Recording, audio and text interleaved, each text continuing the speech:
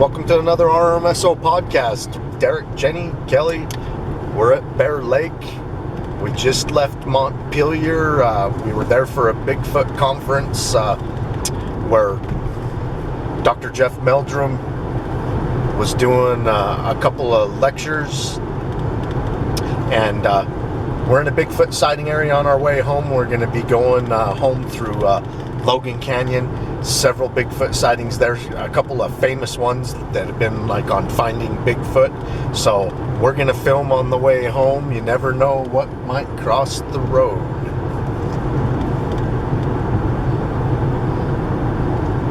And or be to the left of the road, which is one of my favorite places in the whole world. It's called Bear Lake. Yeah, It is beautiful. Absolutely Bear Lake out there, folks.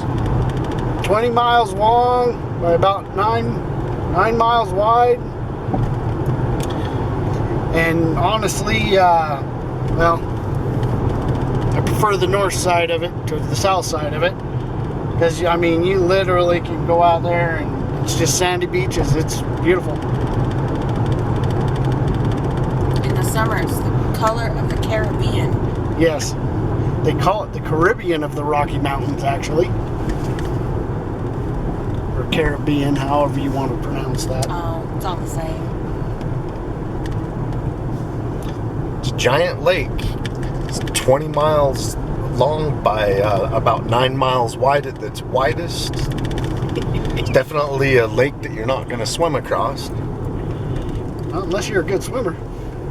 And it's got a monster in it. It does. The Bear Lake Monster. We have our own Nessie right here in the Bear Lake. Jack Osborne on the Haunted Highway, he came here and scuba dived looking for the Bear Lake Monster. There's been lots of sightings of a plesiosaur-like animal breaking the surface of the lake out here. And that's an all-natural lake, too. It's not man-made. It's No, not a it's reservoir. not man-made. It is a lake. Yeah, it's an ancient lake. And it's got caverns down underneath the lake as well.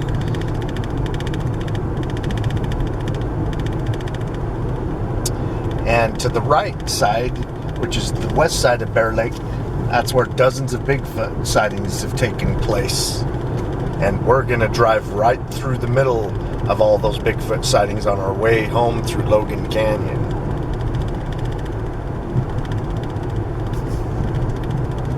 Yeah, if you've never been to Bear Lake, I highly suggest you come see it. There's lots of places to stop and have shakes and burgers and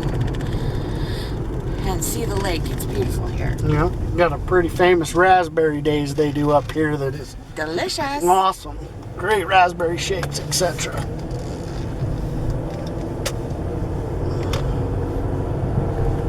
Worthy vacation.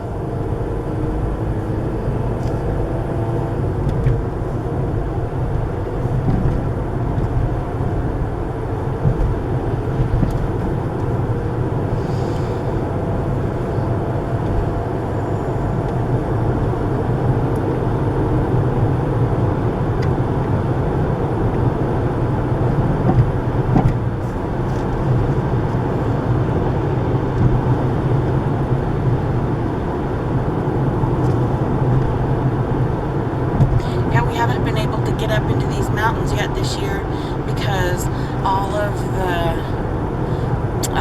roads that take you back in here are still covered in snow.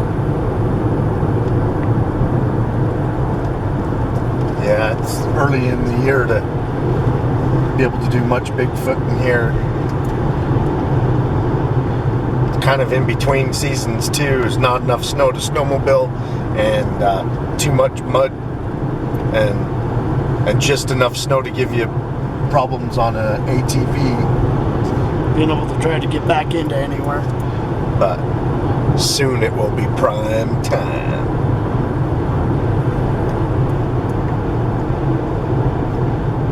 Yeah, we'll include a clip. We had a mountain lion cross in front of us about an hour ago. We were checking out the snow levels in the place that we want to camp out by Montpelier and the Bloody Bucket. And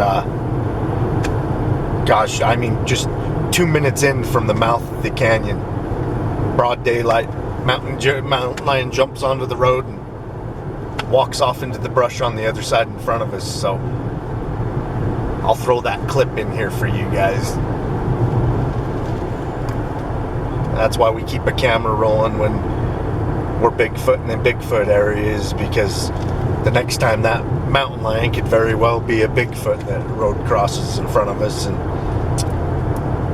you're just not going to get it by the time you grab a handheld camera and get it on and filming. The encounter's going to be over, so it's really nice to have a dash camera going on in those situations.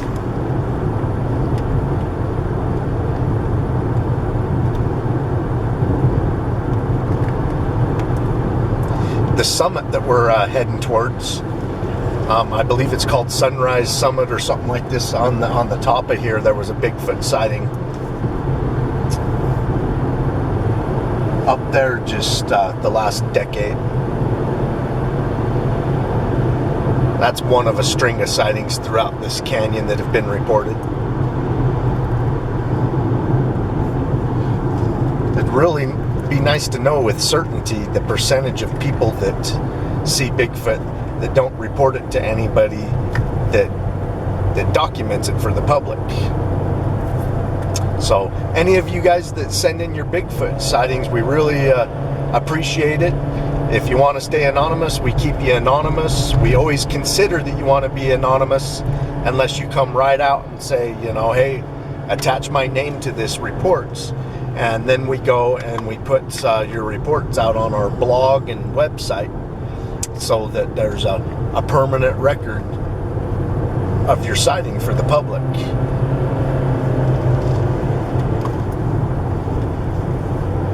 We should bring up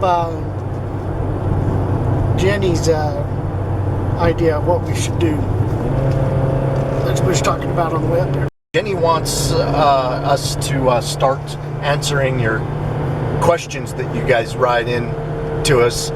I mean, you can email your questions, or you guys can message us on YouTube in the comments on the video, and we'll start answering your guys' questions in a roundtable or podcast type atmosphere. Like this, what we're doing right now, maybe a possibility. Right. And we can give a shout out to you, you know, like Sherry asked blah, blah, blah, blah, blah, and here's our response. So if you guys want to hear your name on our podcasts, write us and we'll answer your questions on podcast. Yeah, you guys can email us on our website. You guys can message us in our videos, or you can email me directly at kcshaw40@gmail.com. And our website's www.rmso.net.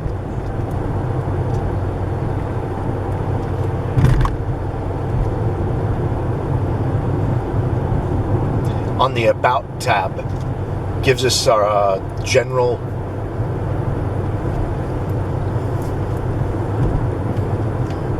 information, general email address, why each one of us is into the search for Bigfoot, and my personal email is also on the About page. All of ours is.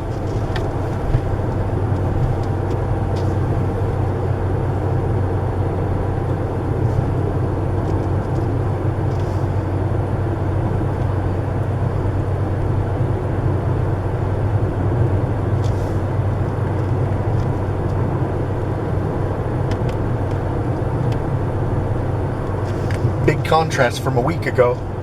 A week ago we were Bigfooting in Arizona, and 7-degree temperatures. yeah, we didn't see this kind of snow in Arizona. There was still a little bit, but nothing like this. No.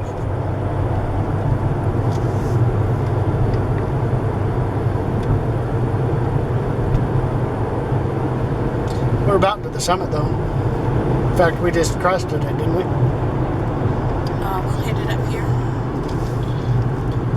Sometimes put an elevation sign at these summits. Up here, right before we break right and head back down in, it'll have the elevation. elevation. It was covered with snow the last time we were up here. But it should be visible now. I think it's Sunrise Summit is the name of it.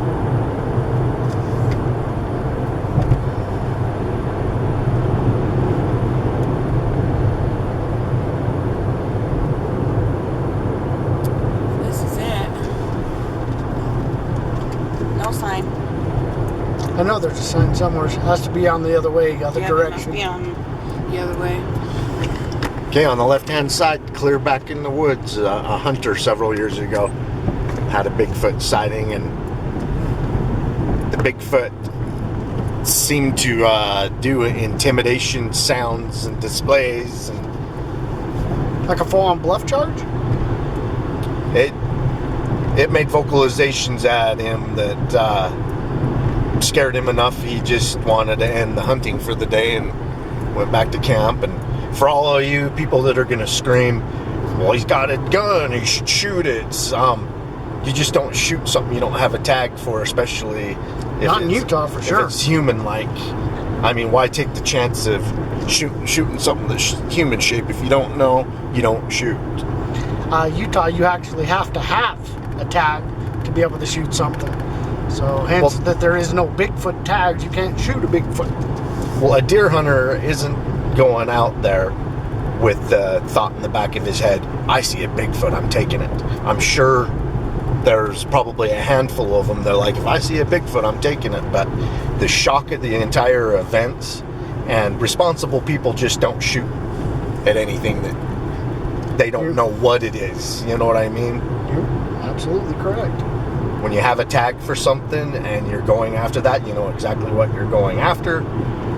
That's what your mindset is. If you don't, you shouldn't have a gun in your hand. And I'm sure if the Bigfoot started attacking somebody like that out of life preservation, That's a whole different story. they would have to shoot it. That's a whole different story, though. And that's probably the reason why not very many Bigfoot get shot at, is because they're really not out there to attack people, obviously.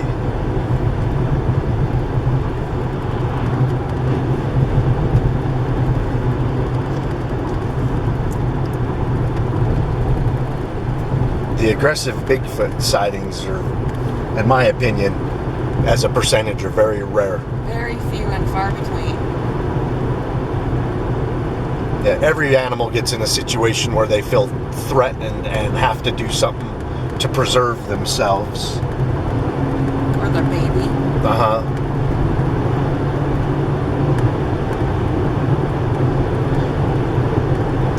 And then I liked Meldrum's comments about how Perception. people's perception. Two people can have the same Bigfoot experience, and one feels threatened and the Bigfoot was being threatened, and another person can feel like the Bigfoot was actually playing around with them out of curiosity. And he used his own experience on Monster Quest as an example Up in Snellgrove Lake. of when a rock got tossed up on top of the cabin and everybody ran into the cabin but him, because they felt it was a threatening gesture, and he felt like it was just playing with them, because if it wanted to attack them with the rock, it very well could have, and it chucked it up onto the roof, so he stayed out there. The producers of the show cut that up and made it look like he ran in with everybody, even though he didn't, by the way.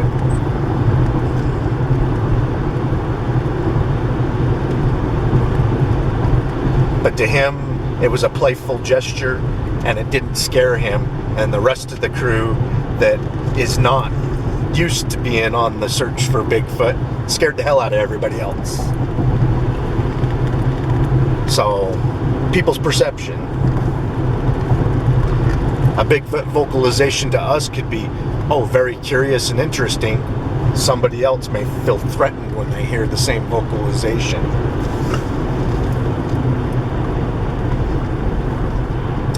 You know, it's almost an internal thing, at least when it comes to me, because it brings back thoughts of the experience I had on the 4th of July up on top of Monte Cristo after we, had made it back up to our camp, and Trey had that sighting in her camp of it staring at us. I mean, first instinct for me was, it was a defensive mode of protection. Got to take care of the family, etc., etc. And, when I started doing a 360 and started going around that entire camp with my flashlight looking, it was one feeling all the way until I got to the back of my truck, back of the Suburban. The moment I crossed the threshold of the back of the Suburban, it instantly, there was it was almost a sheer terror that hit me on, the complete vulnerability of the situation that I was in at that point in time. It kind of just completely changed it.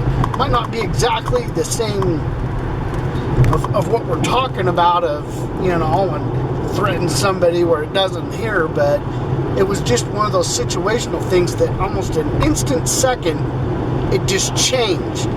Maybe the realization of, in all honesty, or it literally could have been because I had something less than 20 feet away staring at me, and my internal sense felt it, knew it was there. And I don't know. It actually, it did. My heart rate probably jumped, already elevated. It probably jumped, a couple more 100 beats a minute, just felt it, the goosebumps, everything that that adrenaline just hit me so hard, and it stopped me in my tracks, and I literally backed off. I backed up and left the hunt, the search, thinking, did you see those tracks? I did. What would have been walking right there? You know what I mean? I don't know. I mean, that's on the other side of the river, and that was bipedal. What it looked like to me, right? Yeah, it was bipedal. There was 2 sets of them if it was bipedal. Yeah, but you're not getting over there without having Going mud through up to your ears, you gotta man. go through this overflowing river. Yeah. Anyway, just an experience that I had that, really just, this conversation made it hit home. I didn't want to interrupt Derek, but we passed Beaver Creek back there. Takes you back to a dirt road that gets you back into the mountains on the west side of Bear Lake, and we did a Bigfoot sighting report back in there of a guy and his dogs that got harassed by a couple of Bigfoot back in there. So we just passed another reported Bigfoot sighting area. And backed it up with bipedal tracks on the far side of that muddy creek. Yeah, I don't think the camera was going to pick that up. Yeah, probably not, but it might have. Beaver Creek, just like you said, Beaver Creek.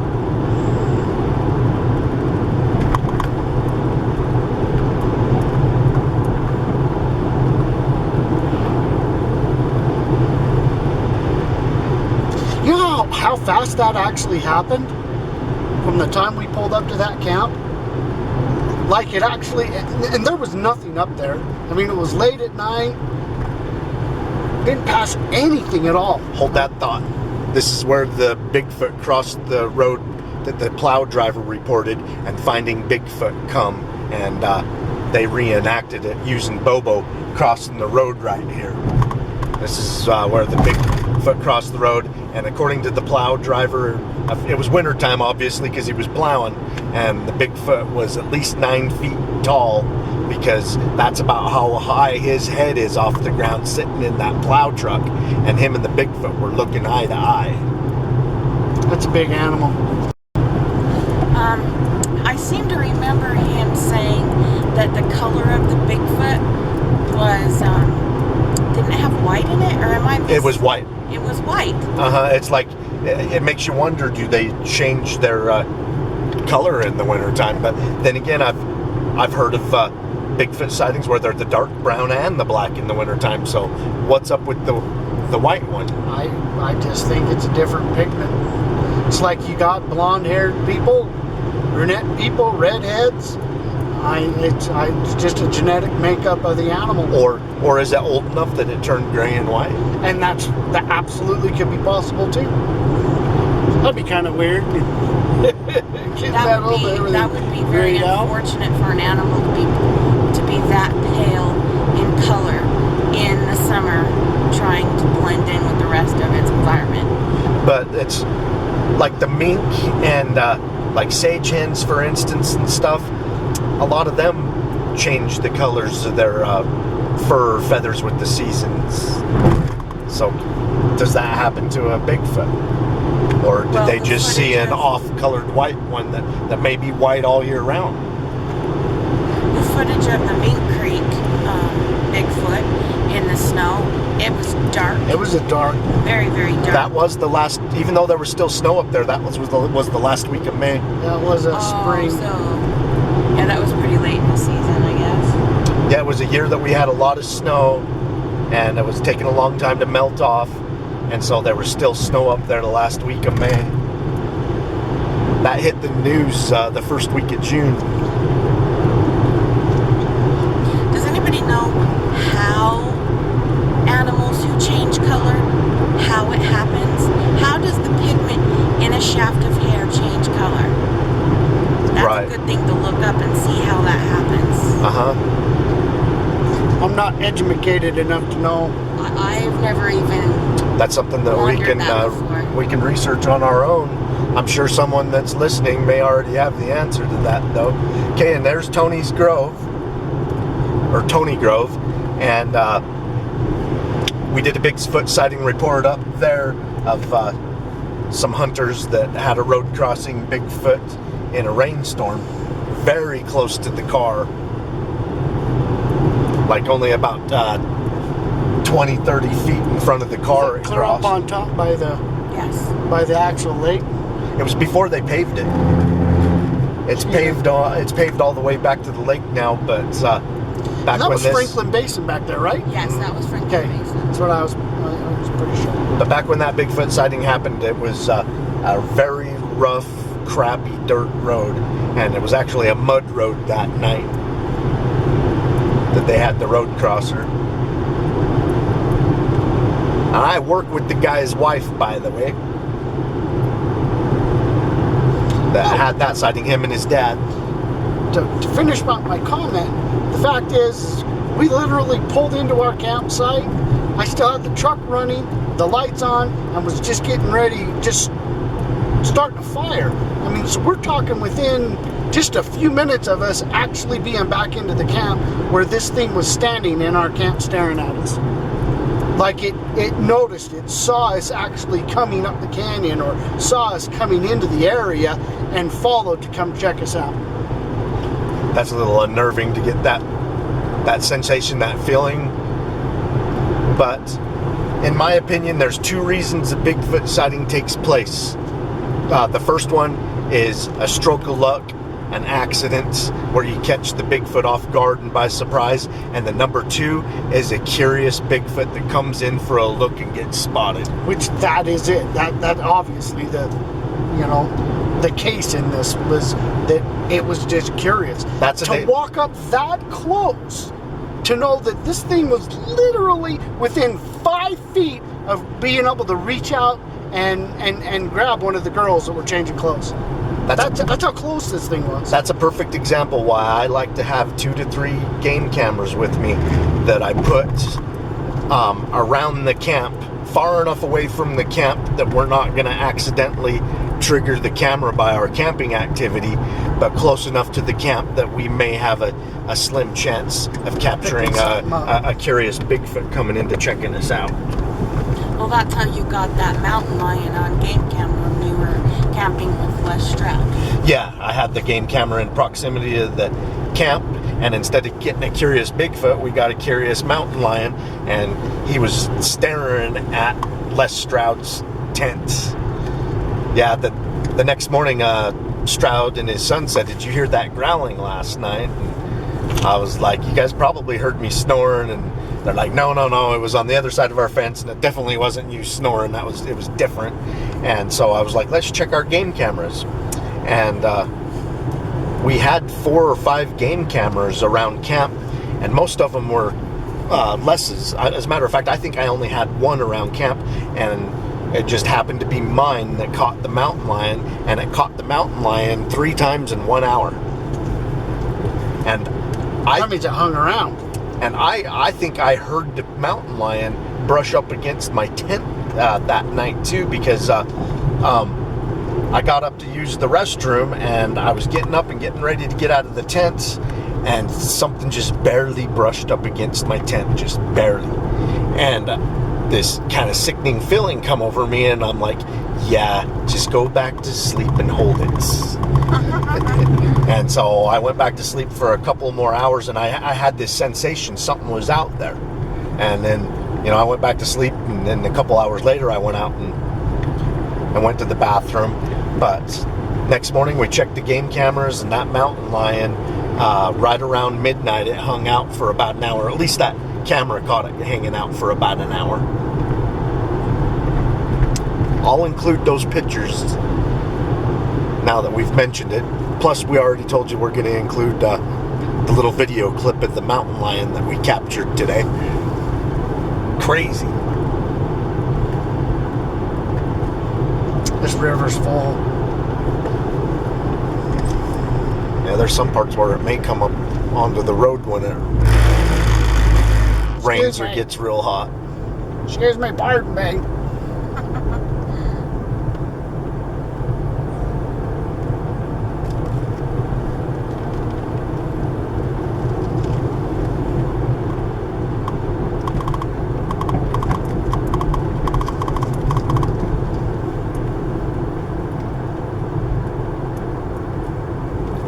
Yeah, I don't know if you guys saw the podcast that we did a little while ago with Les Stroud, but he was talking about teaching people how to do a funnel system to funnel game, namely Bigfoot, into an area to get a Bigfoot on your game camera.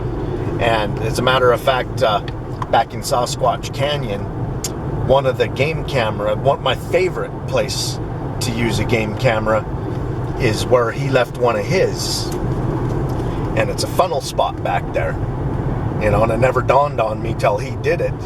And it's been one of the most fruitful places for catching game on any of my game cameras I got set up anywhere, because it does funnel the wildlife right there. So if a Bigfoot does come through, it's the logical, most easiest place to travel through that choke point. I mean, it does have options to go up on the very steep mountainside, or if it can swing from the cliffs, it can swing on the other side, but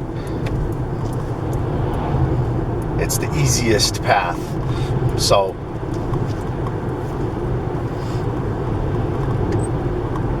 we leave one in the place that he chose.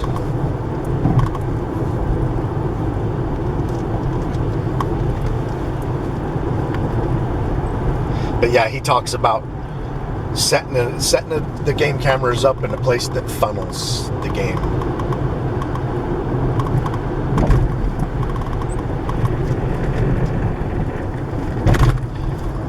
Yeah, I'm excited to see all the how-to videos he's going to be putting out. I'm excited to get our game cams back after this whole long winter. Yeah, they've been out there for 7 months now. Long time. Yeah, it's getting close to where we can get in and start servicing some of them. We've got game cameras in places that we won't be able to service until July or August. The one in Deadwood, we won't be servicing that one until August. The ones on Monte Cristo, July. And you've left one up in the Jarbidge area now too, right? There's one been in Jarbidge since August. Somebody's taking a big old motor coach up freaking Logan Canyon. Or was it? Can you remember the month that we were in Jarbidge last, Jenny? It was fall, late fall. It snowed. September or October? Yeah. Yeah, that's how long the game camera's been there. We're actually going to go in there, and if we have some luck with that game camera, we're probably going to leave another one there and leave those two till the following year. We'll put some lithium batteries to make sure that at least the battery juice lasts a whole year.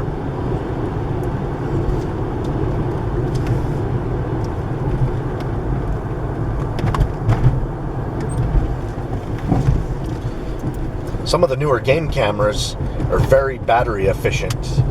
If you're not setting your camera up in places where the wind's going to set it off every other second, you can get those batteries to last up to a year on alkaline batteries with some of the newer cameras. Lithium batteries? No, lithium batteries, you can even go twice that. I get alkaline batteries to last a year in some of our cameras. That's actually pretty good out of alkaline batteries. Mm-hmm. But of course, there's a lot of variables. The more they're set off, the more juice they drain. Whether or not they're snapping pictures or snapping 30-second video clip. Mm-hmm, that too. But a lot of beginners, they get nothing but wind, and it drains their batteries and fills up their SD cards within a couple of weeks. There's a big learning curve setting your game cameras up properly, and we're past that learning curve by several years. And 9 times out of 10, when our game camera's triggered, it's because it was an animal or an insect that triggered it.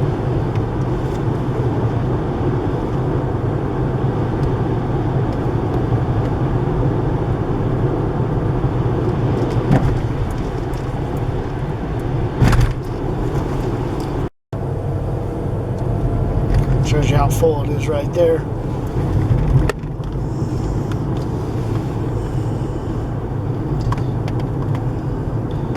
And you see the runoff that we ran into down in Arizona, and then you take a look at that river right there. This is Utah runoff. Night and day. Oh, I was amazed how many of the washes and streams and creeks We're dried up already. Yeah, we're already dried up. You know, by no means is Bigfooting easy, but I think there's things that increases the astronomical odds of having a sighting, and places like the Mongolian Rim, because a lot of water sources dry up right away. You just find the reliable water sources up there, and that's where the game and the Bigfoot are going to be. Christopher Creek, Tonto Creek, some of the springs, Fossil Creek. Fossil Creek, yeah. And Fossil Creek is really the result of some of the biggest springs around. What was it, 300 million gallons? 30 million. 30 million gallons of water a day come up out of those springs to form Fossil Creek. And we started, you got to visit these places to really get an idea what's going on with these Bigfoot sightings. All the Bigfoot sightings were happening around the year-round reliable water sources. This is what we noticed while we were there. Now, Utah, there's a bigger challenge. All the water resources are pretty much reliable. If anything dries up, it's going to dry up in the fall, and then not for very long, because you're going to get the precipitation of winter right away. So we really don't get a lot of creeks and stuff to dry up like what we were seeing in the Mongolian Rim area. And for Arizona, that's a big time oasis right in the middle of Arizona. This depends on your definition of an oasis. But it was beautiful country, for sure.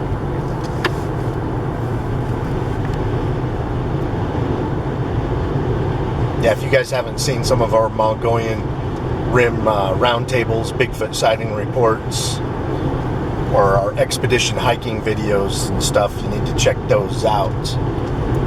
That was an awesome expedition.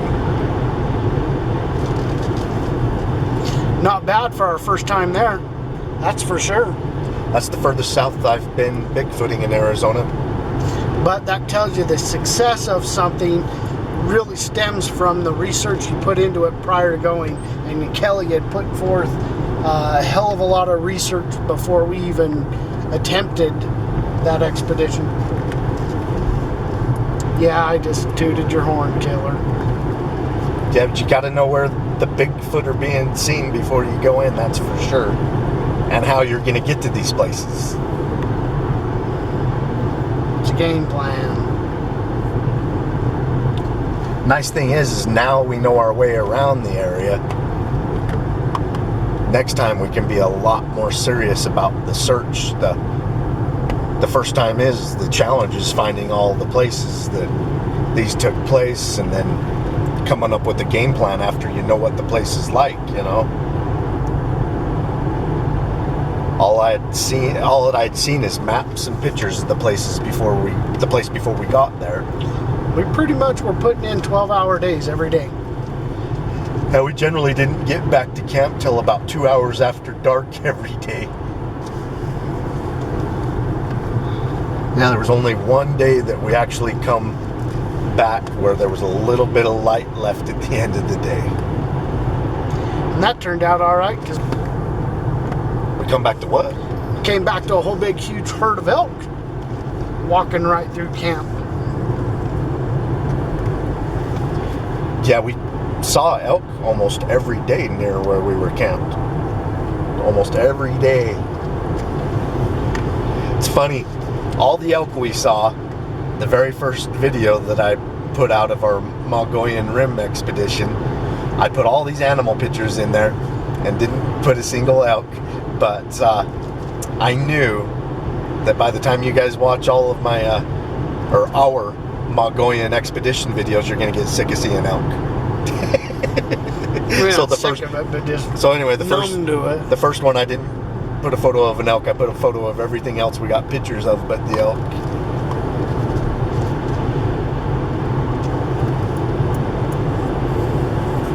I think our very first video that we put out is called Searching for Mongolian Monster, the Bigfoot of Arizona, or something like that. It was basically us starting near the Tonto River or Tonto Creek, and it's of us checking out all the water sources in the area for footprints. We thought that was a great place to start, is at the water sources and looking for footprints. Turned out well for us, actually. Yes, it did.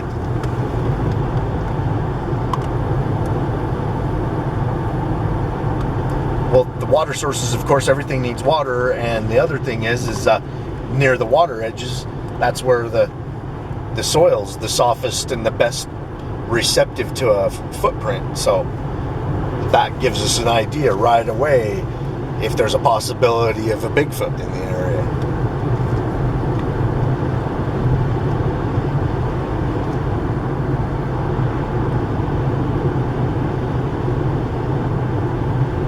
I really like the footprints that you and Jenny found a couple of 100 yards off the Tonto River. Tonto Creek or whatever it was. The Tonto Creek. Yeah. I'm calling it a river because it was pretty full and raging, and it looked like a river this time of year, but it's technically Tonto Creek. It's a river, it's just called Tonto Creek. You know, what was about that I don't think it really kind of pointed out too well. I mean, it was there, but I just don't think it was mentioned. Is right by where we found that left in the right footprint that we showed that had the real distinct toes on it. 30 feet away, there was an actual bedding location next to a pretty highly traveled animal trail, you know, path where it had been moving through there, you know, and that was actually a pretty big bedding spot. Wouldn't you say, Jen? Yeah, and I'm pretty positive we actually pointed out the bedding spot in the video. So, yeah, that was just to put everything together, though. It was all right there. I mean, it was really close to it. So,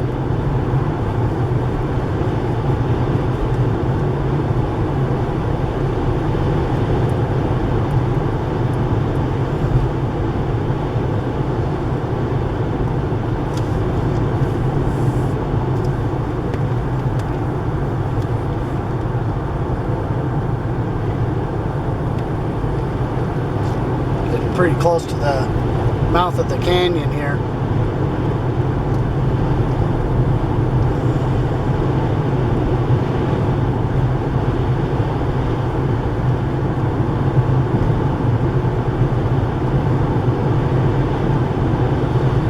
We have a lot of other exciting places we're heading this year at some point or another. We'll have to point them out. You're just going to have to wait till we put some more videos out. And I don't know why I said that. Just for the heck of it. Because I could.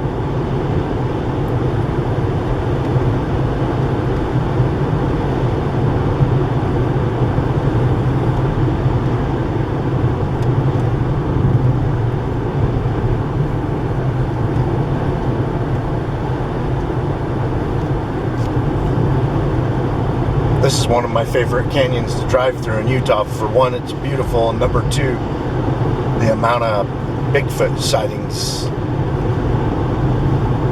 you know, off to either side of the canyon. I mean, there's only one road crossing Bigfoot sighting report that I know of on this actual canyon road, and then the rest of the Bigfoot sightings, you have to go, you know, deep into the mountains on either side. But they're here. According to the Bigfoot sighting reports, they're here. There's several dozen of them. Absolutely.